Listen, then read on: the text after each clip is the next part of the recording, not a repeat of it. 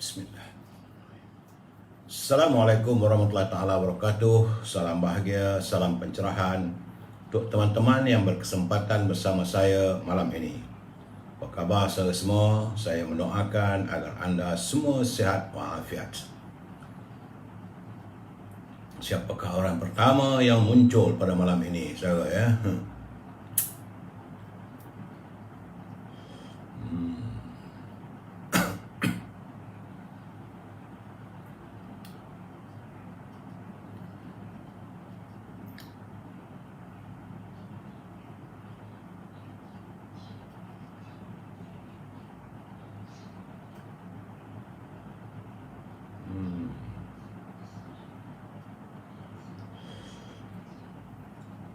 Saudara, apakah saudara dapat mendengar suara saya? Saya kalau dengar sila share, like dan juga ini saya tak nampak, tak muncul. Apakah ada gangguan hari ini?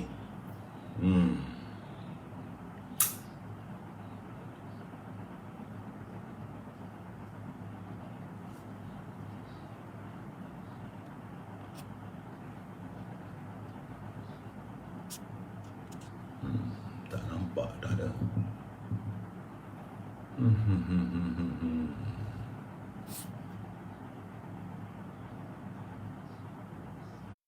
Saudara Zulkarnain, ada nampak saudara berkali-kali cuba menghubungi saya, tapi saya tengah live, saya tak dapat. Jadi saya harap saudara boleh hubungi saya di talian 012-397-5055 usai pencerahan malam ini. Saya nampak dah 3-4 hari dah saudara cuba menghubungi saya.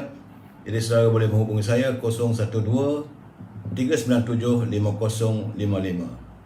Jadi malam ini saya nampak ada sedikit masalah teknikal. Komen-komen saudara tak muncul. Jadi saya mohon maaf kerana saya tak dapat menyantuni anda. Bagaimanapun saya tak nampak like, share dan sebagainya, tak ada. Yang cuma tahu bahawa setakat ini sudah ada 577 teman-teman yang bersama-sama dengan saya malam ini. Baik, saya harus memberi pencerahan tentang kedudukan COVID-19. Hari ini tanggal 17 September, hari Jumaat, bahawa apa yang saya dapat ada pengurangan, ada kurang sedikit. Semalam 18,815, tapi hari ini turun kepada 17,577. Masih lagi tinggi saudara ya. Dan jumlah keseluruhan warga kita yang dijangkiti adalah 2,67,327 orang. Jumlah keseluruhan yang terkumpul. Dan jumlah kematian juga yang terkumpul dapatan saya adalah 22,355. Setakat semalam yang saya dapat. Dan ini kedudukan yang terbaru tidak ada. Artinya Kementerian Kesihatan ataupun Mas Sejahtera tidak meletakkan dah beberapa hari dah. Saya tak tahu kenapa, apakah perkara ini mahu disembunyikan, tidak mahu diberitahu pada warga, saya tak tahu. Kalau ada, saya sentiasa akan memberi pencerahan saudara ya. Begitu juga dengan saya khawatir sebab di Langkawi, nampak gayanya di Langkawi sudah ada banyak jangkitan berlaku di Langkawi, iaitu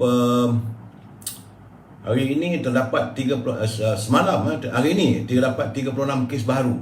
Jadi kepada teman-teman yang berkesempatan melancong ke Langkawi, sila pastikan anda melaksanakan SOP penjarakan sosial, dan bila anda pulang nanti pastikan menjaga kebersihan.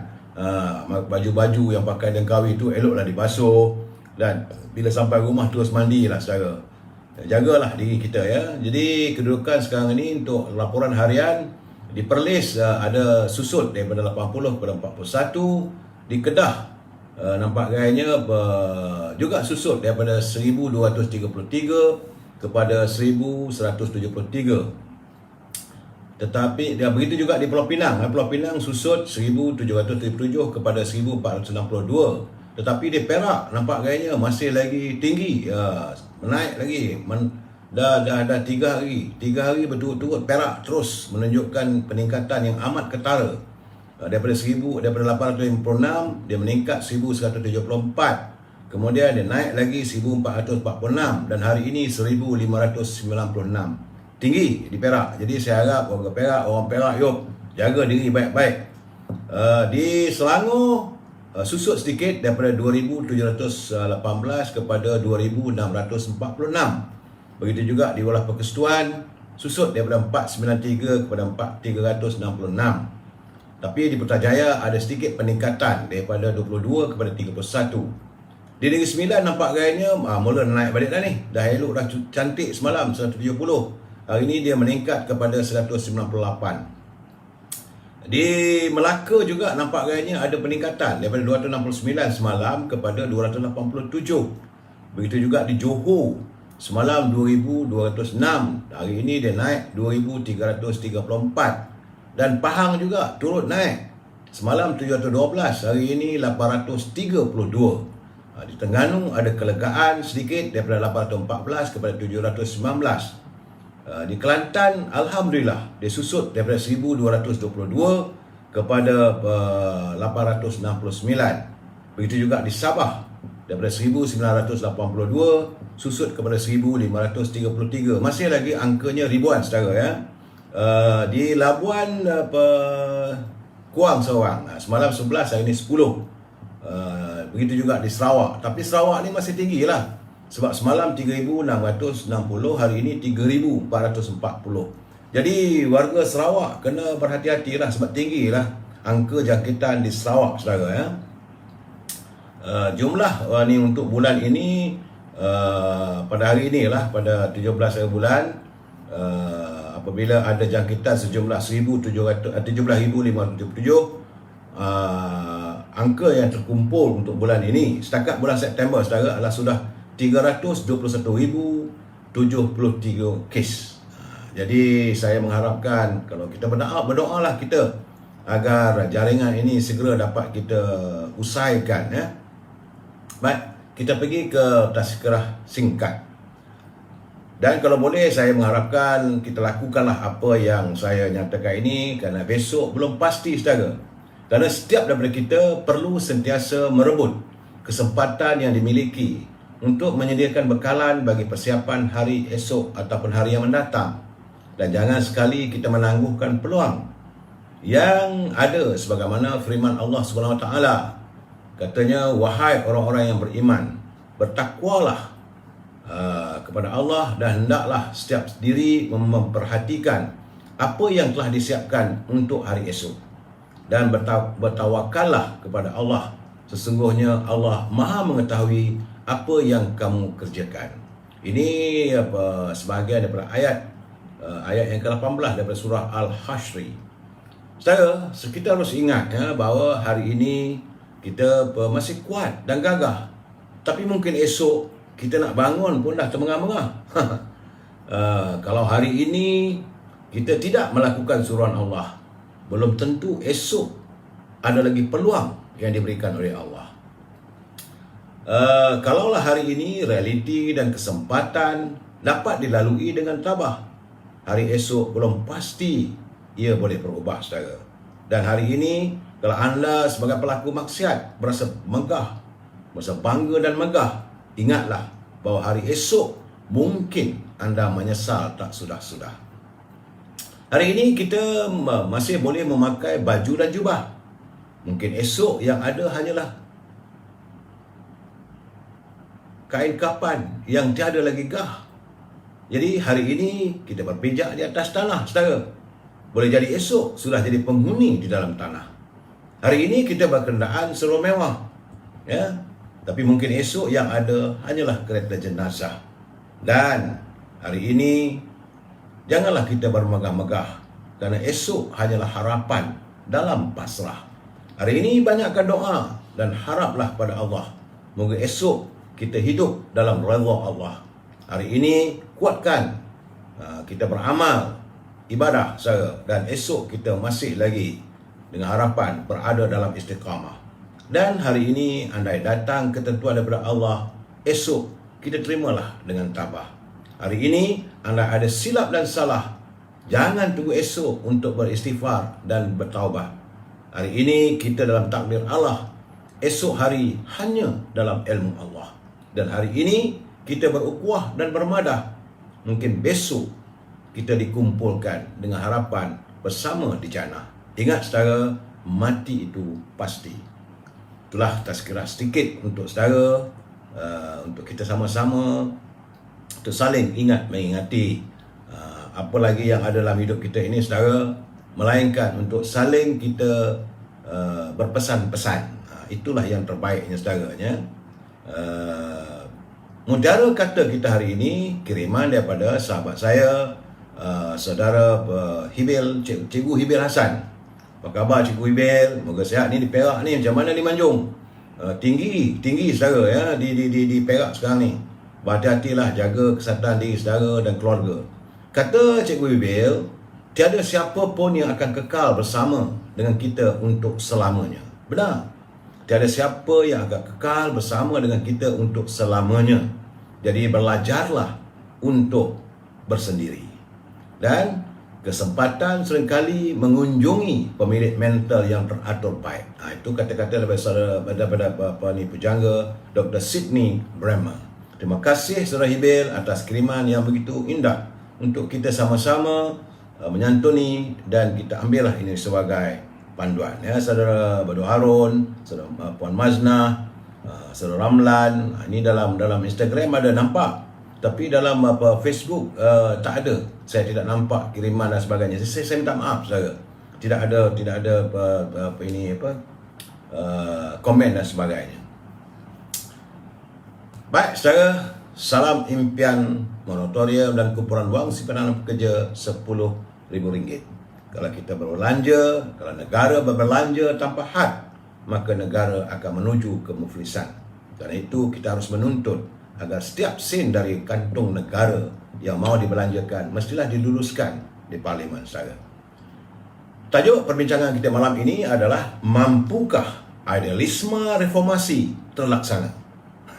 Mampukah idealisme reformasi ataupun islah terlaksana? Saudara Wadalab komen apa mungkin PRU15. Sabar saudara, saya akan satu ni. Saudara Yusof Rafiq, Saudara Wahab Mansur, Saudara Azlan Yusof, terima kasih. Saya cuma dapat menyantuni teman-teman dalam Instagram, dalam Facebook tak dapat. Minta maaf saudara. Baik, sebelum saya memberi pencerahan, kita santuni dulu apa kata pantun Pak Nazil. Terima kasih Pak Nazil atas kiriman pantun yang cukup murni. Kata Pak Nazil, menari Zapin lengguknya indah, ramai pengunjung terbawa-bawa. Ada pemimpin bermoral rendah, terus disanjung bagaikan dewa. Inilah suasana sekarang. Kadang-kadang kita melihat ada pemimpin yang moralnya amat rendah, tapi mungkin ada kerana jawatan, kerana ada sesuatu, maka kita menyanjungnya seolah-olah dia itu dewa. Itulah kesilapan kita sebagai manusiawi. Kemudian kata Pak Nazir lagi, Pak Amal bersama Taufik sambil bicara menikmati laksa. Pemimpin mengamal, politik munafik, merosak negara, menginaya bangsa. Itu beliau mengingatkan kita, mengamalkan pemimpin agar jangan mengamalkan politik yang munafik. Jadi kerana yang akan rosaklah negara dan anda menginaya bangsa anda sendiri. Terima kasih Pak Nazil atas kiriman pantun yang begitu murni, indah dan menjadi peringatan kepada kita. Saudara Wahab Mansur, salam. Santai-santai dengan pemimpinan kita, Saudara Azman Hussein, Syed Mustafa and others join. Terima kasih. Ini dalam Instagram saudara ya. Sebelum saya memberi pencerahan seperti biasa, saya harus memberi peringatan kepada mereka yang menyunting semula live saya ini dan dimasukkan dalam channel YouTube. Maka anda harus bertanggungjawab atas setiap suntingan yang anda lakukan. Saya tidak berkemampuan untuk melihat ataupun melakukan editing dan sebagainya. Sebab saya tak ada kesempatan, dan juga saya pun tak tahu siapa yang ambil menyunting live saya ini. Sebab itu saya tengok kadang-kadang dalam YouTube adalah mereka gunakan 10 minit, 15 minit, tapi memberi tajuk yang akhirnya lari daripada maksudnya. Itu pula lah pada anda. Jadi anda harus bertanggungjawab. Kerana bagi saya ini adalah pencerahan politik, dan kita prinsipnya kita mesti bersetuju untuk tidak bersetuju. saya menyantuni saudara melalui pembacaan saya, melalui garapan dalam alam maya, begitu juga melalui media-media arus perdana. Dan saya cuba memberi pencerahan mengikut pengetahuan saya, tidak lebih daripada itu. Jadi saudara, prinsip kita ialah kita mesti bersetuju untuk tidak bersetuju. Dan kalau boleh, santunilah dengan bahasa yang molek-molek. Kalau saudara nak berinteraksi. Saya lihat dah semalam ada lebih kurang 7 atau 8 orang yang bermuzakarah sama mereka, tapi bahasa yang digunakan bagi saya nampak tu agak sedikit keterlanjuran. Saya minta maaf lah kalau boleh. Saya bukan nak marah ya, cuma sekadar menegur. Jangan kita gunakan bahasa-bahasa yang kurang sopan. Jadi kalau boleh kita santuni dengan bahasa yang baik, sebab kita adalah warga cinta damai yang menyantuni harmonis. Saudara, itu pesanan saya. Paksinya kita mesti bersetuju untuk tidak bersetuju, saudara. Baik. Hari ini menurut kenyataan daripada Istana Negara, Duli Yang Maha Mulia Sri Paduka Baginda Yang Tuan Agong, sebagaimana saya nyatakan 2 malam lepas, memulakan percutian baginda ke luar negara. Dan Duli Yang Mulia Sultan Perak, Sultan Nazrin Mizuddin Shah, yang juga Timbalan Tuan Agong, akan menjalankan fungsi-fungsi yang di Tuan Agong sepanjang keberangkatan Al-Sultan Abdullah Riyatuddin Al-Mustafa Billah Shah dan Raja Pemerintah Agong Tunku Hajah Aizah Aminah Maimunah Iskandariah ke United Kingdom, ke England, saudara ya.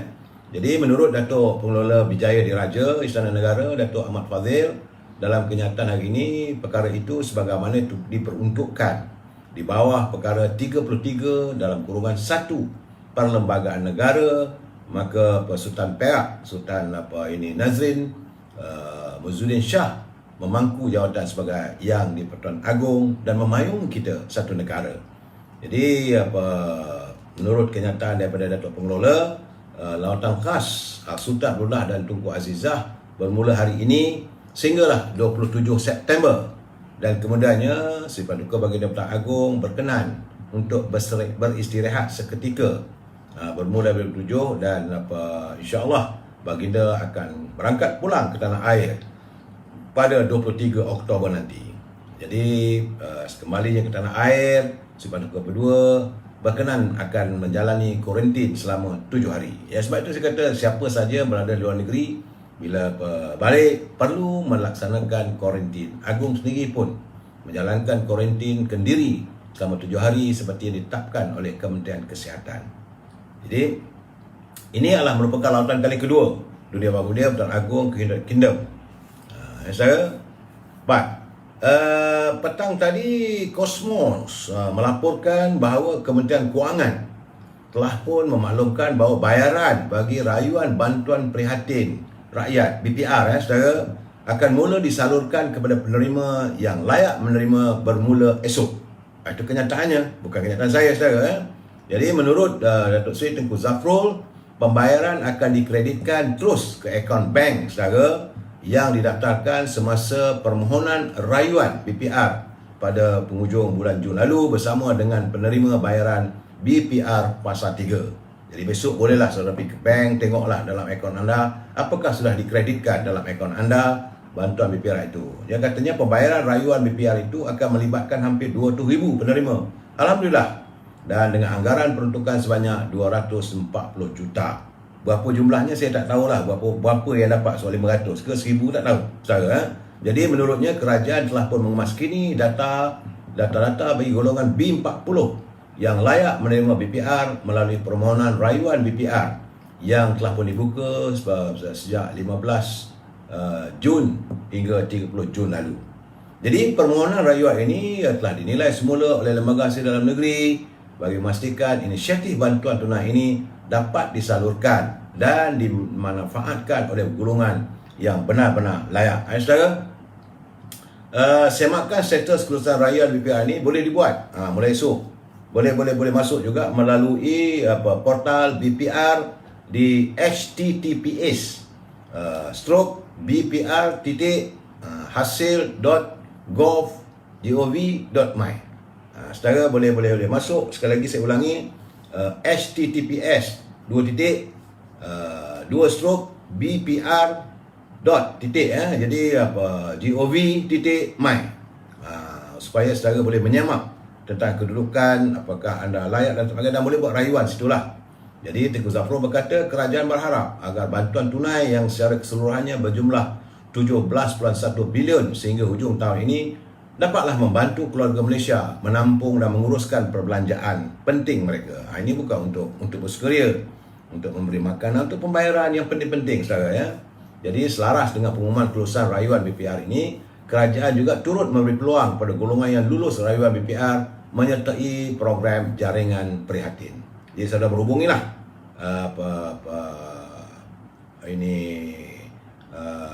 internet yang telah pun saya sebutkan tadi ya. Dan waktu yang sama, Perdana Menteri Yang Berhormat Datuk Seri Ismail Sabri menyatakan bahawa beliau menjiwai kegusaran para peniaga, terutama peniaga kecil dan sederhana, iaitu PKS Mikro yang sedang mengharungi tempoh mencabar ketika ini. Jadi artinya beliau mendengar apa yang kita salurkan sama malam, seperti kita bercakap ataupun melalui internet, melalui surat-surat dan sebagainya. Yang Berhormat Perdana Menteri mendengar, bukan tak mendengar ya. Jadi kerana itu beliau menyatakan bahawa kerajaan komited untuk menyokong kelangsungan sektor PKS Mikro dengan bantuan geran khas prihatin, geran GKP ya 4.0 yang akan disalurkan mulai 21 September saudara. Dan beliau percaya inisiatif GKP 4.0 ini bakal memanfaatkan lebih 1 juta PKS Mikro yang akan dibayarkan katanya 2 kali, iaitu pada bulan hujung September ini dan juga November, iaitu RM1,000, 500 21 bulan ni dan RM500 lagi bulan November.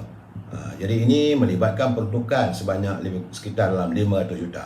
Terima kasih Yang Berhormat Perdana Menteri kerana keseluruhannya sebanyak 6.8 bilion telah dan akan disalurkan melalui GKP bagi membantu kelangsungan lebih 1 juta PKS Mikro. Jadi semoga dengan pembayaran GKP 4.0 ini dapatlah menggerakkan dan memulihkan kembali sektor PKS yang merupakan enjin pertumbuhan ekonomi keluarga kita. Jadi beliau menyantuni, alhamdulillah beliau mendengar apa yang dilontarkan, apa yang diperjuangkan oleh Pergerakan Pemuda UMNO, apa yang disuarakan oleh Presiden UMNO, apa yang disuarakan oleh Datuk Seri Najib waktu berbahasa dalam Parlimen 2-3 hari lepas. Dan juga saban malam kita mengutarakan pandangan kita dan juga permintaan rakyat, tidak lebih daripada itu. Terima kasih Saudara Taram Shah. Waalaikumsalam. Jadi betul lah Saudara Taram, kalau nak komen sudah masuk dalam Instagram, sebab hari ini sesuatu yang saya tak tahu apa terjadi kepada Facebook ni, tak nampak, tak tahu. Baik, saya juga mendapat kiriman. Ini kenyataan ataupun permintaan daripada seorang teman kita, pelayan kita, tapi dia gunakan nama ni sebagai Pusaka Melayu. Dia katanya tentang cerita dari seorang kawan katanya. Beliau merupakan seorang pesara kerajaan. Dia dulu bekerja sebagai seorang kakitan kerajaan dan kini telah pembesara, mempunyai 4 orang anak. Semua sudah dewasa kini. Jadi sebelum bersara, beliau telah membeli sebuah rumah sewaktu bekerja dahulu dengan pinjaman perumahan kerajaan ataupun dipanggil IPPSA, LPPSA, iaitu Lembaga Perumahan Penjawat Sektor Awam. Jadi jumlah pencen yang beliau dapat setiap bulan adalah lebih kurang 1,800. Dan setelah ditolak pembayaran pinjaman perumahan dari wang pencennya, beliau cuma berbaki RM600 saja. Isinya tidak bekerja kerana kurang sihat. Jadi dengan baki RM600 itu, apalah sangat yang dapat dilakukan olehnya untuk menyara kehidupan. Jadi sekarang ini 3 orang anaknya bekerja, seorang masih lagi belajar, tapi ketiga-tiga anaknya itu sekarang ini tidak bekerja. Ialah dalam keadaan dah setahun dah tidak punya pekerjaan kerana diberhentikan kesan daripada operasi penutupan operasi syarikatnya akibat wabak COVID-19. Jadi boleh dikatakan hampir setahun lebih beliau tidak bekerja dan sehingga kini, maka dengan baki pencen RM600 itu beliau menyara keluarga termasuk bil-bil bulanan yang perlu dibayar. Adakah ia mencukupi? Jadi sebab itulah beliau amat mengharapkan semoga Kementerian Kewangan dapat mendengar ini rintihan teman-teman kita bekas kaki tangan kerajaan yang juga turut terhimpit kesan daripada kemurungan ekonomi dan COVID-19. Jadi beliau mengharapkan kalau boleh agar diberikan moratorium selama 6 bulan kepada setiap mereka yang masih membayar hutang pembelian rumah LPPSA ini. Kalau boleh berilah moratorium selama 6 bulan dan memberi kelegaan bagi mereka dengan pancin itu dapatlah menyambung kehidupan. Mudah-mudahan selepas 6 bulan maka bolehlah dibayar semula. Itu permintaannya. Saya mengutarakan, saya berharap agar Yang Berhormat Mulia Tengku Zafrul mendengar kenyataan saya malam ini. Permintaan ini adalah warga yang begitu berjasa sebab mereka merupakan kaki tangan kerajaan yang berkhidmat dengan kerajaan yang hanya bergantung pada pencen. Begitu juga saya ingin mengulangi sebab semalam saya dah bercakap, hari ini masih lagi saya menerima panggilan daripada teman-teman yang mempunyai simpanan dalam kumpulan wang simpanan pekerja lebih daripada 500,000. Ada seorang tu dia dulu berkhidmat sebagai juruterbang, Saudara Syafi'i Mak and the others request to be. Okey, kira. Jadi beliau bekerja sebagai juruterbang. Jadi juruterbang ni gajinya pendapatan alhamdulillah agak lumayan. Jadi beliau menabung dalam kumpulan wang simpanan pekerja. Kabarnya jumlahnya sudah hampir RM1 juta. Jadi kalaulah hanya dikeluarkan RM10,000 saja ataupun hanya dibenarkan pengeluaran RM10,000 saja, apa yang boleh dilakukan? Jadi kalau boleh dia minta supaya dibenarkan, diizinkan pengeluaran daripada kumpulan wang simpanan pekerja caruman mereka itu 10%. Jadi dapatlah, kalau RM500,000 dapat RM50,000, dapatlah digunakan sebagai modal awal untuk dia memulakan perniagaan online ke, dan apa sajalah, memulakan penghidupan baru dalam suasana yang tidak menentu. Jadi saya mengharapkan agar kumpulan wang simpanan pekerja izinkan mereka keluarkan wang mereka, bukan banyak pun, 10% saja daripada simpanan. Ini bagi mereka yang mempunyai simpanan lebih daripada RM100,000. Kalau bagi setakat RM5,000 itu pun RM1,000 sebulan, tak ke mana. Macam saya katakanlah, pakai kain yang singkat, tutup pusat nampak lutut, tutup lutut nampak pusat. Jadi saya mengharapkan agar warga di kumpulan wang simpanan pekerja dapat mengutarakan permasalahan ini, dan saya dipahamkan lebih daripada 300,000 penyimpan dalam kumpulan wang simpanan pekerja yang mempunyai simpanan yang begitu banyak. Jadi kalau mereka tak diizinkan keluar wang mereka, itu bukanlah artinya simpanan untuk masa susah, saudara. Baik, ini berita baik untuk calon-calon pengantin di wilayah persekutuan. Ini bila ada berita ni saya siarkan juga, saudara. Kerana majlis akad nikah untuk setiap pengantin telah pun dibenarkan diadakan di masjid. Ini bagi sekitar kawasan wilayah persekutuan. Negeri lain tak adalah, saya tak tahulah negeri lain, negeri Johor belum ada ketetapan. Tapi yang ditinggal di wilayah persekutuan, majlis akad nikah tak perlu lagi lah pergi ke pejabat majlis agama dan sebagainya. Boleh dilangsungkan di masjid. Jadi Jabatan Agama Islam Wilayah Persekutuan ataupun Jawi dalam kenyataannya memaklumkan perkara itu berkuat kuasa mulai hari ini, itu Jumaat 17 September, selepas diputuskan garis panduan pelaksanaan majlis akad dalam tempoh fasa 2 Pelan Pemulihan Negara di wilayah persekutuan Kuala Lumpur dan Putrajaya. Jadi kepada calon-calon pengantin, saya ucapkan selamat pengantin baru, selamat menjalankan kehidupan baru. Kerana kebenaran ini, kata Jawi, diberikan kepada pengantin lelaki, pengantin perempuan, wali, ibu pengantin perempuan, kedua ibu bapa pengantin lelaki, juru nikah, 2 orang saksi daripada pihak Jawi atau masjid yang berkenaan, dan seorang juru gambar. Ialah nak dirakamkan. Ini peristiwa penting sekali dalam hidup mereka. Jadi saya mengucapkan selamat pengantin baru, selamat menjalankan upacara akad nikah yang tidak lagi perlu pergi ke pejabat Jawi, tetapi boleh dilangsungkan di masjid-masjid. Saudara, itu yang sempat saya beri laporan berita sedikit-sedikit. Baik, kita balik pada topik asal kita, itu mampukah saudara, mampukah apa ini aduhai, mampukah idealisme reformasi terlaksana? Reformasi ini, reform itu islah. Bagaimanapun, saya sempat juga menerima teman-teman yang menghantar kiriman seperti Saudara Hasbi Qais. Saudara Hasbi Qais katanya ada segelintir saja menteri yang buat kerja. Kebanyakannya hanya menangguk daya keruh. Harga barang terus naik dan tidak dipantau. Kalau dipantau pun katanya hangat-hangat teh ayam. Rakyat masih terhimpit dalam kehidupan harian. Sistem SOP jadi cecah merbak, kata Qais. Jadi jujur jika dia katakan rasanya kalau PRU15 nanti rakyat yang terhimpit rakyat yang terhimpit nak mengundi menteri-menteri yang sedia ada ni, jawabnya jauh lah ke laut. Begitu juga dengan saudara Chun Yin Wang. Dia mengatakan dalam pengeroyokan politik tanah air, pemerintah yang sama memerintah, sebilangan kecil saja yang bertukar kursi menteri. Tak ada bezanya, kata. Jadi polisi yang sama diteruskan, cuma bezanya ketuanya daripada parti yang berlainan. Tim pemulihan negara bagaimana? Siapa yang menajuinya?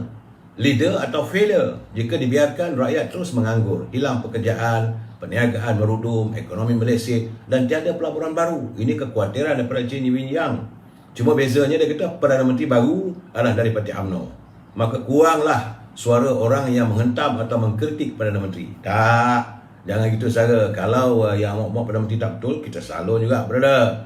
Saya sentiasa menyantuni dan sentiasa mengutarakan pandangan. Jangan risau. Bukanlah artinya kita akan menyapu segala sampah sarap di bawah kapet, saudara. Saudara Amy Kerambit pula dia kata begitulah ragam politik. Ada yang hak, ada yang batil. Yang nampak benar tak semestinya permata. Yang nampak palsu tak semestinya kaca. Yang nampak pandai tak semestinya bodoh. Dan yang akal persis kencil tak semestinya bijak. Hanya jauh hari yang mengenal mak hikam. Jadi apa-apa pun kata saudara Amy Kerambit, dia kata budaya, politikus atau pacuan pemimpin yang bersilih ganti tak selalunya murni perjuangan mereka. Mereka hanya mendabik dada dan pandai berbicara. Segalanya demi kuasa dan kelangsungan politik dan pribadi yang akhirnya dampak buruk pada rakyat dan negara. Itu saudara Amy menzahirkan rasanya beliau sebab kita nak bercakap soal reform. Sudah sampai waktunya negara melakukan reform. Begitu juga saudara Mawi Osman. Menurut Mawi, dia kata reform boleh dilakukan oleh orang-orang yang benar-benar faham apa itu reform. Reform bukan sekadar kata-kata, tetapi pelaksanaan. Saudara, masih yang tak mampu melakukan islah kepimpinan. Dia kata contoh terang dan nyata tentang kenaikan harga barang. Permasalahan pemandu mabuk masih tak ditangani. Begitu juga kita masih membuka negara kita pada pelancong dari luar yang bakal membawa penyakit dan sebagainya. Jadi masakan kita tak sedar. Takkanlah kita nak bertawakal saja ataupun berdoa saja. Sedangkan anak-anak kita macam mana yang akan mula masuk sekolah mulai 3 Oktober nanti. Jadi katanya nampaknya kerajaan ini yang dipimpin oleh menteri dari UMNO pun katanya bakal gagal. Sekarang ni ibarat kita mengundang bala kerana kita terpaksa mendengar kehendak toke-toke besar dan membuka negara kita. Ingat saudara, doa saja tanpa usaha kita mustahil dapat mengatasi masalah. Begitu juga dengan pandangan saudara Din Omar. Ini yang tak akhir sekali saudara Din Omar. Ramai sebenarnya hari ini, banyak saya kirim. Jadi saya rasa biarlah saya santun sedikit dulu saudara. Jadi dia kata Malaysia sudah genap berusia 58 tahun. Ibarat anak yang lahir pada tahun 1993 kini berusia 58 tahun, menghampiri umur warga emas. Jadi rakyat yang lahir selepas merdeka bukan lagi rakyat yang jenis angguk kepala katanya. Betul. Jadi generasi muda atau anak muda darah hang jebat tetap mengalir dalam diri mereka. Jiwa mereka memberontak, mahukan perubahan. Jadi kebangkitan rakyat di Indonesia hingga tumbangnya rejim Soeharto menyaksikan kini Indonesia kembali di mata dunia kerana reformnya. Rasuah makin jauh dipinggirkan di Indonesia. Jadi tidak mustahil perkara yang sama dapat dilakukan negara kita ini. Memang saya katakan bahawa 23 tahun dulu, jangan lupa 23 tahun dulu negara kita menyaksikan gerakan reformasi yang membawa slogan menentang KKN, iaitu korupsi, kronisme dan nepotisme. Dan ini juga dihayati oleh anak-anak muda, dan sebahagian mereka menyahut cabaran ataupun gesaan daripada Datuk Seri Anwar Ibrahim yang waktu itu terpasung di belakang tabir jeruji besi di penjara. Jangan lupa saudara, 23 tahun lalu juga rakyat melihat bagaimana sukarnya untuk menentang kebobrokan pemimpin yang dikatakan terjebak dalam kancah memberi kekayaan negara hanya kepada kroni pemimpin tertentu. Hari ini, sosok yang sama yang mengutarakan perjuangan reformasi telah pun hampir menguasai anjung kuasa Seri Perdana. Meskipun sekadar di sudut yang sementara, namun bicaranya paling tidak mampu menahan amalan kronisme dan nepotisme dari terus berlarutan.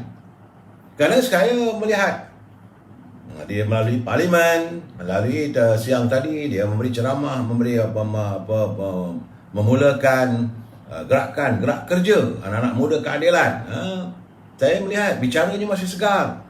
Dan sebenarnya warga amat mengharapkan agar semangatnya terus kental, kerana keberadaannya kini tidak seperti dahulu, dan warga mengharapkan obor perubahan dapat dilaksanakan dengan kehadirannya untuk merubah landscape politik negara setelah termeterainya piagam kerjasama antara parti politik pimpinannya Pakatan Harapan dengan pimpinan kerajaan.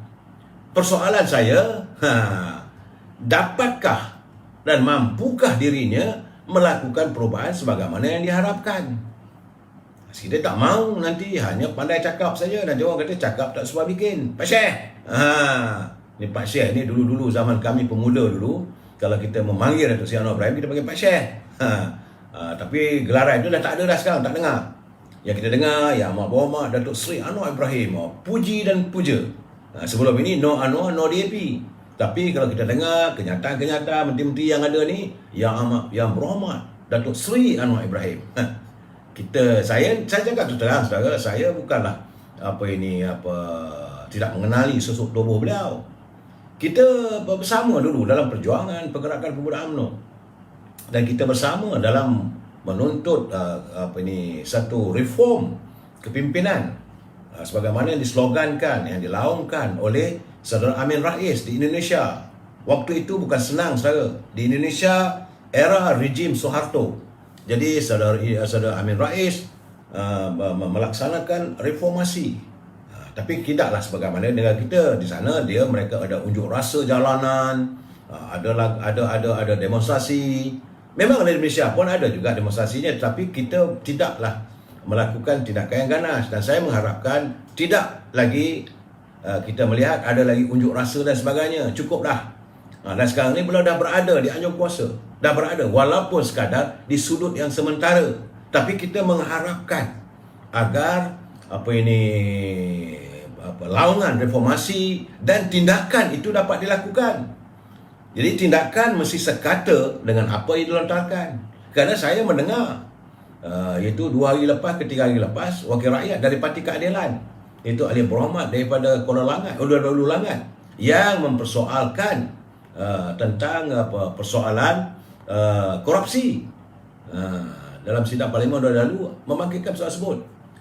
Begitu juga seorang mantan Menteri Pendidikan yang dilihat sudah pun bersama dengan Datuk Seri Anwar Ibrahim, iaitu Dr. Masli. Dia mantan Menteri Pendidikan, dan beliau menulis dalam bukunya berjudul memori bukan memoir, macam itulah, yang menceritakan tentang kepincangan dalam pentadbiran negara. Jadi apakah persoalan itu akan terus disenyapkan?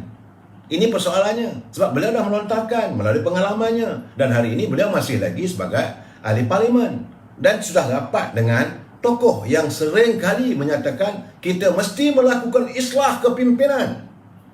Tiada masa lagi untuk kita melakukan retorik tidak mahu. Kita mahu melaksanakan pelaksanaan. Jadi kita nak bertanya, anda sudah pun berada bersama dengan pimpinan kerajaan.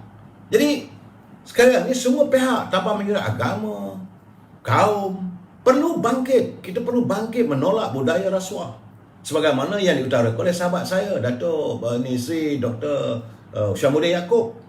Beliau berterusan mendesak supaya diadakan islah kepimpinan yang menyingkirkan budaya korupsi. Syabas kepada saudara Datuk Dr. Syamuddin daripada kumpulan Kerang-Kerang. Saya nampak beliau buat tega semangatnya. Teruskanlah usaha saudara. Dan sekali ini beliau juga lah merupakan sahabat karib pada Datuk Anwar Ibrahim. Ini jangan dikecewakan pejuang ataupun usaha yang dilakukan oleh Datuk Syamuddin. Bukan sikit, NGO bersama dengan beliau ada 300-400 NGO yang menyokongnya.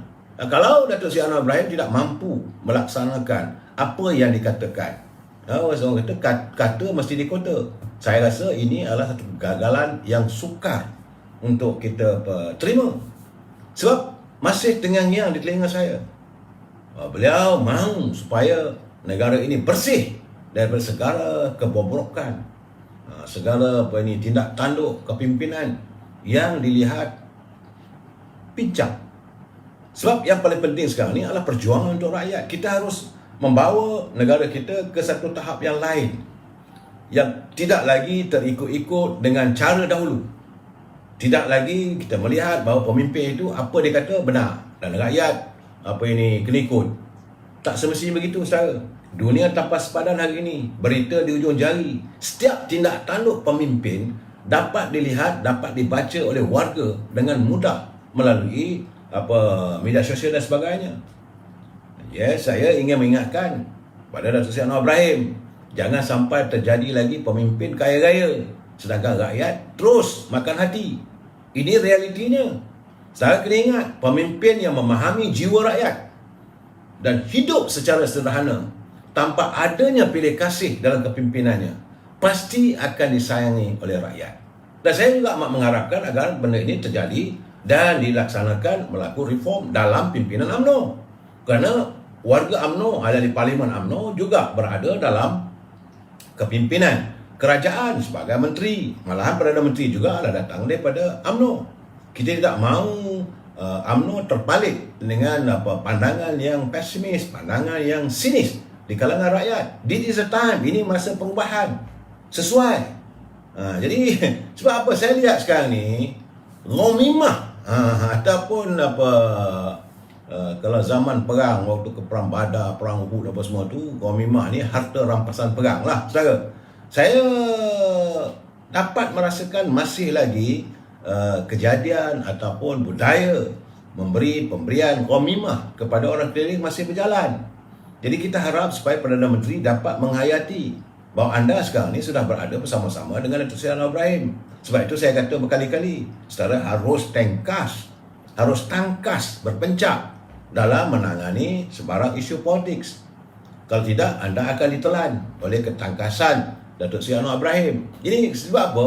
Sebab saya benarlah bahawa sebagai bagi contoh, jangan saudara marah, jangan ambil hati. Benar, isu sekarang ni yang tular di media sosial adalah perlantikan abang yang mau Perdana Menteri. Memang bukan Perdana Menteri yang mengangkat ataupun memberi pelantikan tersebut, kerana ia merupakan undian di kalangan ahli lembaga pengarah dalam nama dia punya pertubuhan tu. Jadi itu, tetapi tak sepatutnya boleh ambil. Sepatutnya kena katalah bahawa saya ni adik saya Perdana Menteri. Kalau saya ambil nanti kesannya kenalah pula pada adik saya. Jadi sebab itu tak perlu saya ambil. Sepatutnya begitu. Memanglah bukan urusan Perdana Menteri, tetapi kerana kesedaran. Kerana saya teringat dulu masa zaman Datuk Seri Anwar Ibrahim jadi Timbalan Perdana Menteri dulu, ya selalu saya katakan memang betul berlaku. Allahyarham bapanya dapat tanah daripada Sabah 10,000 ekar. Dia sendiri menghubungi Datuk Saleh, dia sendiri menghantar surat, dia sendiri minta dibatalkan pembelian tanah tersebut. Jadi dalam keadaan begini, saya harap beliau kena tegur lah. Dah rapat dengan Perdana Menteri, bolehlah tegur. Dan nafas, betul saudara Daud Azni, betul. Saya tidak menyalahkan Perdana Menteri ya. Bukan kita nak kata Perdana Menteri campur tangan, tidak. Ini adalah di kalangan ahli lembaga pengarah nafas yang mengusulkan pada 13 bulan lepas bahawa ini Datuk Zamri dilantik sebagai pengerusi lembaga pengarah. Cuma tuan badan tu kena ingat sendirilah. Ini boleh mengakibatkan persepsi rakyat. Sebab adiknya Perdana Menteri, mungkin nampak senang dapat peruntukan. Ini akan menimbulkan masalah. Saya tak kata Perdana Menteri terlibat, saya tidak mengatakan. Tapi sepatutnya pegawai orang klaim Perdana Menteri bila dengar benda begitu cepat-cepat mengingatkan nafas. Jangan buat kenyataan. Kalau nakkan juga dia jadi pengurusinya, okey. Dia jangan buat kenyataan akhbar, jangan diwawarkan, jangan saudara Nazmi Ramli nak hantar mesej boleh. Boleh. Tapi saya ingat lebih baik saudara menghantar kat sini bubuh nombor telefon saudara. Selepas ini saya telefon. Saya dapat ada 3 orang nak menghubungi, nak berbicara dengan saya. Tapi lepas tu saya tak tahu macam mana. Sebabnya kalau saudara tulis, sila hubungi nombor telefon. InsyaAllah saya akan panggil. Saudara nak cerita nombor telefon satu dunia, nanti orang marah pula saya kan. Jadi dalam keadaan begitu, saya mengharapkan agar apa yang berlaku dalam napas 2-3 hari ini, saya ingat renyah lah. Renyah sebenarnya. Kerana Perdana Menteri akhirnya dilihat seolah-olah mula mewujudkan pemberian jawatan atau komimah jawatan. Ini tak sepatutnya berlaku. Kalau nak bagi pun macam saya katakan, tak payah diwawarkan. Jadi sebab sebagai Perdana Menteri, beliau sekarang ni menjadi tumpuan. Jangan pula besok tiba-tiba Lafi pula jadi pengurusi Finas. Lagi kelang kabut kita jadinya. Ini keadaannya. Saya amat mengharapkan. Saya kenal Datuk Seri Perdana Menteri kita ni. Beliau memanglah tidaklah begitu mau ke depan, bermegah-megah dan sebagainya. Dari dulu lagi kesederhanaan itu yang buatkan saya kekal bersahabat dengan beliau. Cuma bila saya lihat kalau ada tak betul, saya kena cakap yang tak betul. Matlamatlah untuk menegur sahabat. Sebab kami sama-sama dalam pergerakan pemuda dahulu saya. Jadi dalam keadaan begitu, saya haraplah kalau benar Datuk Seri Anwar Ibrahim mau melakukan reform ataupun islah kepimpinan, kena tegur dari sekarang.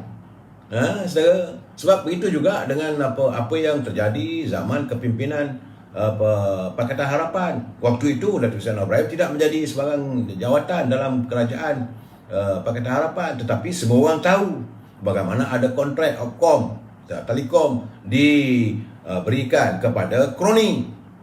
Ini jumlahnya bukan sedikit, berbilion. Jadi benda ini perlu juga ditangani.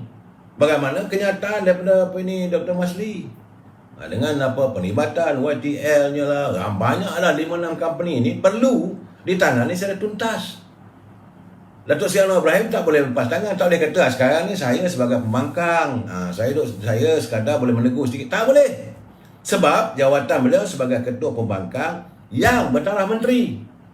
Dan beliau mempunyai hubungan yang direct kepada Perdana Menteri.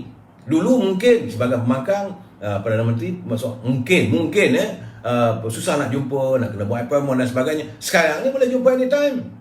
Bawa kalah. Dan sebelum anda untuk terus maju memimpin negara, mesti diperlihatkan. Kalau dulu masa saudara jadi timbalan Perdana Menteri dulu, boleh. Takkan sekarang tak boleh. Dulu sebab beliau jadi Menteri Kewangan, saya ada pengalaman-pengalaman yang saya yakin boleh dilakukan. Tetapi kalau anda masih lagi hanya sekadar melontarkan pandangan, melontarkan retorika politik, jadi akhirnya rakyat amat mengecewakan. Rakyat menanti. Bila dengar Datuk Seri Anwar Ibrahim nak ucap, semua nak dengar. Sebab memanglah anda seorang pembidato yang hebat.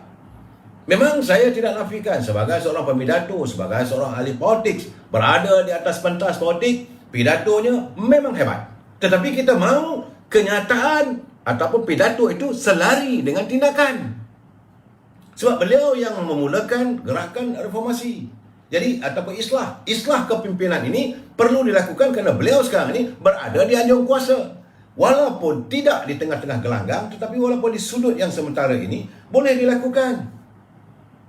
Rakyat menuntut sekarang ni. Sebab itu bila saudara melontarkan sikit-sikit Datuk Perdana Menteri, okey akur buat pengurus. Apa yang diberi adalah untuk rakyat. Saya seronok tadi dengar bahawa apa-apa pun masa tidak mengizinkan lagi untuk kita menafikan ataupun menafikan ataupun membelakangkan tuntutan rakyat. Wah, sedap suara tu. Jadi laksanakanlah. Sekarang ni rakyat dah susah. Kalau suasana macam zaman 20 tahun dulu atau 15 tahun dulu, mungkin rakyat boleh tepuk tangan sajalah. Tidak, pengharapannya mungkin dapat lakukan kemudian. Tapi sekarang ni rakyat menuntut hari ini cakap, besok kena buat. Kalau tidak, rakyat akan cakap tak sempat bikin. Datuk Seri Anwar Ibrahim, anda memikul satu amanah yang terbeban di bawah saudara, kesan daripada lontaran kata-kata anda. Anda dilihat sebagai tokoh reform, tokoh islah. Rakyat, okey, tak ada masalah. So, yang berada sekarang ini, ya saudara, isu pembelian vaksin. Kita tak dengar lagi saudara bercakap. Ini soal wang negara. Apakah telah anda tangani? Saya mengharapkan orang keliling Datuk Seri Anwar Ibrahim juga perlu memberikan input. Saya tidak yakin beliau tidak mendapat segala maklumat. Dan jangan pula waktu lah sekarang ini saya mengenepikan pula orang keliling anda. Itu perangai tak betul lah tu. Saya cakap terus terang saya, kalau Datuk Seri Anwar Ibrahim tak betul, kita song-song habis-habisan. Tak ada masalah. Asalkan jangan ia bersikap peribadi. Saya tidak mahu persoalan peribadi itu kita kaitkan dengan politik. Sama juga dengan Yang Berhormat Perdana Menteri. Kalau beliau menjalankan tugas dengan baik, hari ini dia kata buat pengumuman, nak bagi bantuan dan sebagainya, kita song-song kita cakap terima kasih. Memang ini yang diharapkan oleh rakyat. Lain tak ada. Kita bukan mengharapkan sesuatu yang lebih daripada itu. Saya lain tak ada, asalkan rakyat dibela, sentiasa saya akan menyantuni. Kalau rakyat dinafikan pembelaannya, kalau rakyat dipinggirkan, maka saya akan all out. Kata orang, membujur lalu melentang patah. Jadi Saudara Abdul Habib, rakyat sudah tegur, Perdana Menteri kena komit. Benar. Bila rakyat sudah menegur, Perdana Menteri kena laksanakan. Bila rakyat sudah menegur, Yang Berhormat Datuk Seri Anwar Ibrahim kena melaksanakan, menyahut surat itu. Saya yakin tentu banyak informasi yang dapat. Banyak, sebab kepincangan masa lalu memang banyak. Tidak boleh dinafikan. Dan memanglah kita berterima kasih kepada Yang Berhormat Perdana Menteri Datuk Seri Ismail Sabri kerana sanggup melaksanakan dalam pilihan raya kali ini untuk memberi kesempatan kepada pengundi muda di bawah usia 18 tahun. Ini tindakan yang berani dan kita ucapkan syabas. Tapi dalam keadaan begitu, hasrat anak muda, impian anak muda, ini perlu dilaksanakan. Anak muda dahagakan pertama-tama sekali adalah tentang bagaimana peruntukan untuk mereka dapat menimba ilmu pengetahuan, pelajaran. Ini tuntutan dari dulu. Waktu pilihan raya dulu pun mereka melontarkan bahawa tentang PTPTN dan sebagainya. Dan Datuk Seri Anwar Ibrahim pernah mempersendakan PTPTN. Jangan lupa, saya teringat lagi. Dan inilah masanya untuk anda menegur pimpinan yang sudah rapat dengan anda. Apa yang berlaku pada Lim Guat Eng perlu ditegur juga. Apa yang dilontarkan oleh Tony Puah yang menyinggung pimpinan juga perlu ditangani. Yang Berhormat Datuk Seri Anwar Ibrahim kena juga bercakap pada mereka. Ini ada gelaran kluster mahkamah dan sebagainya. Ini satu bagi saya perlu dihapuskan. Ini perlu dihentikan. Kalangan menteri yang bercakap soal ada kluster mahkamah, tak boleh kluster ini. Yang orang bercakap tu bersih ke? Jadi soalnya sekarang ni kita mahu satu reform, satu islah kepimpinan yang tidak lagi kita untuk saling singgung-menyinggung. Kita mesti look forward ke hadapan. Soal yang paling penting sekali, reform ataupun islah dalam institusi kehakiman. Mesti kena tuntut. Jangan ada sebarang campur tangan politik. Biar mahkamah menentukan seorang itu. Dia benar betul, dia menang atau dia bersalah atau tidak. Carry on. Sebab saya lihat hari ini, berita yang saya dengar hari ini, bagaimana Datuk Seri Anwar Ibrahim ambil tindakan mahkamah terhadap saudara Khalid Jamaluddin. Nampak gayanya kali ini, hakim pun nampak gayanya seolah menyebelahi. Bagi saya, ini juga bukan gambaran yang baik. Jadi nak marah dia semua, tak boleh lah. Jadi bukan berita yang baik, kerana ini menggambarkan seolah-olah macam ada pilih kasih melalui penyiaran berita tersebut. Walaupun memang hakim menegur supaya ketua pembela jangan melengahkan. Alright. Tapi dilihat seolah-olah kerana sekarang ni Datuk Seri Anwar Ibrahim dah jadi orang lain. Mana kes ini mesti dibicarakan. Jadi sudah nampak macam seolah ada bias. Jadi Saudara Abdul Habib dah janji hapuskan PTPN. Itu lebay ni tak saya cerita. Saya malas nak cakap. Kalau saya bercakap nanti ramai kawan-kawan tersinggung. Ya, dalam keadaan sekarang ini saya melihat dari segi politiknya, berkali-kali saya katakan apakah mampu Datuk Seri Anwar Ibrahim membawa reformasi dalam kepimpinan negara. Banyak yang perlu dibuat. Jawatannya, rakyat yang menderitanya, pembelian-pembeliannya, pembaziran yang berlaku. Dulu anda melontarkan. Dan sekarang ni rakyat nak tengok. Begitu juga bagi saya, pimpinan UMNO juga harus berubah. Tak boleh lagi terikut-ikut dengan rentak cara dulu. Sebab itu saya melihat untuk pilihan raya akan datang, juga benda ni kalau dilaksanakan sepenuhnya oleh Seri Anwar Ibrahim, agak sukar untuk UMNO berhadapan dengan pilihan raya akan datang. Melainkan ada perubahan yang ketara. Jadi perubahan dalam UMNO yang dituntut oleh warga adalah wajah-wajah baru. Kita tak mahu lagi melihat calon-calon yang akan diturunkan oleh UMNO masih lagi comot. Masih lagi ada dia punya saki baki yang tidak disenangi oleh rakyat. Kita tak mahu lagi melihat pemimpin yang sombong. Kita tak mahu melihat pemimpin yang bongkak. Kita kalau boleh tidak mahu lagi landscape politik ini dipenuhi oleh mereka yang meletakkan kepentingan diri. Kerana mereka sudah digaji oleh rakyat. Saya dah bercakap 2 malam lepas, malam ni pun saya cakap lagi, malam semalam saya bercakap. Setiap anda yang bergelar menteri, anda yang bergelar sebagai ahli parlimen, anda yang bergelar sebagai wakil rakyat, anda dibayar gaji, bayar pendapatan yang cukup lumayan. Di saat rakyat susah, anda masih lagi menerima imbuhan yang begitu baik. Kena ingat bahawa wang itu datang daripada rakyat. We are your paymaster, ataupun kita adalah pembayar gaji anda. Jadi jangan kecewakan kami, jangan kecewakan rakyat. Rakyat menuntut, bersetuju, kita bersetuju tuntutan Dunia Mahkamah Agung, kita nakkan kestabilan politik. Okey, tak ada siapa pun nak marah, tak ada siapa pun menentang atas usaha termeterainya piagam perjanjian antara Pakatan Harapan dengan pimpinan kerajaan. Semua menyambut dengan baik. Cuma tak bolehlah sekarang ni kita nak puja dan puji, sebab kita nak tengok hasilnya bagaimana.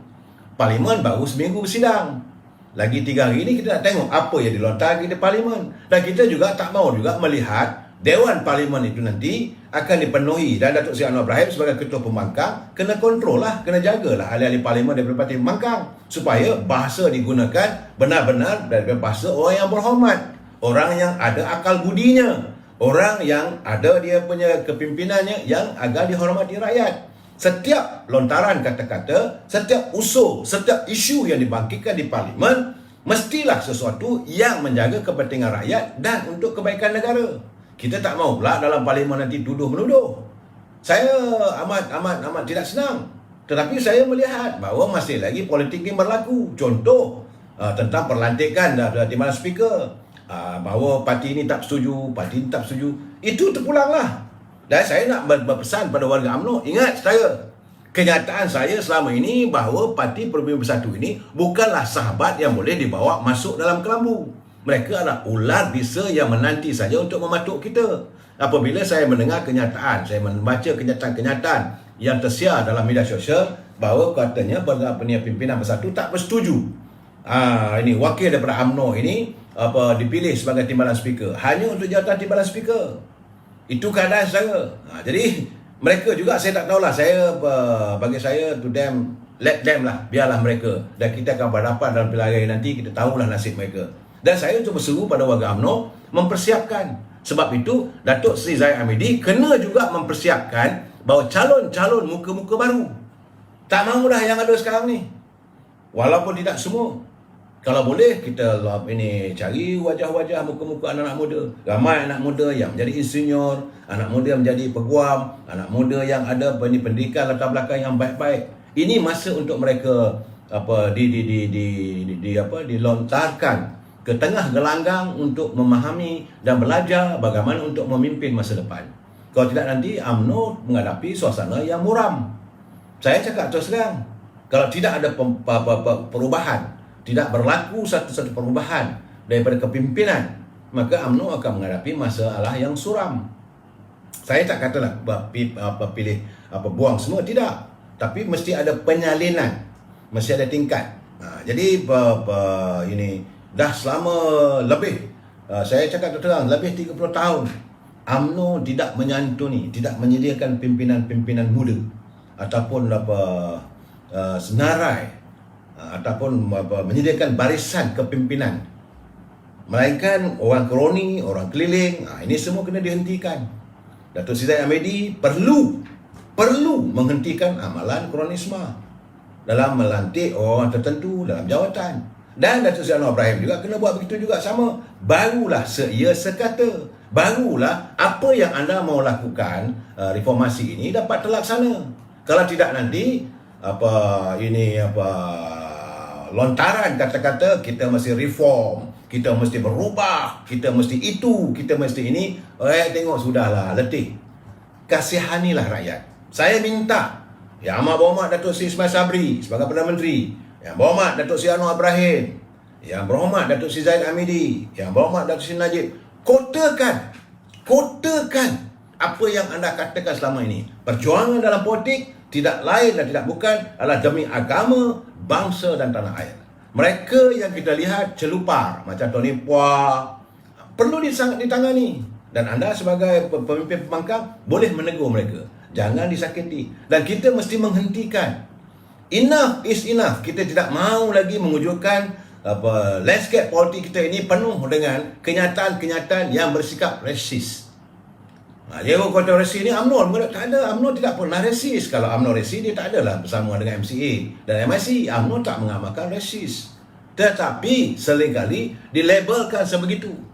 Dalam keadaan begini kita menuntut, InsyaAllah setara malam besok saya akan panggil salah seorang bekas Panglima Datuk Seri Anwar Ibrahim untuk bersama dengan kita malam besok, untuk saya berbicara dengan beliau, untuk saya mendengar kerja sejauh mana islah kepimpinan ini benar-benar dapat terlaksana. Kita jumpa lagi malam besok. Wabillahi taufiq wal hidayah. Assalamualaikum warahmatullahi wabarakatuh. Selamat malam.